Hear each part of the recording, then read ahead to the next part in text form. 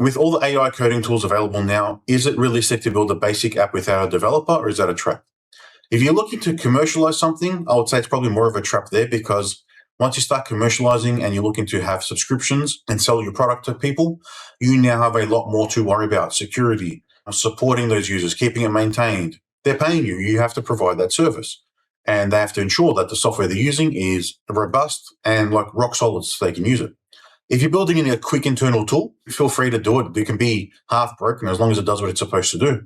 If you're going to then turn that into a longer, more automated process or be the basis for your internal like business platform longer term, use those learnings and then start proper with a team and build something that takes all of the learnings and those features and those prototypes and build it into a more cohesive way, better integrations to make it work.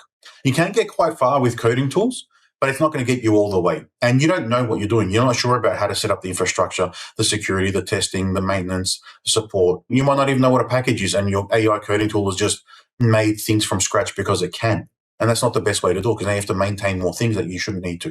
So there's a lot there to consider if you're looking to take it seriously.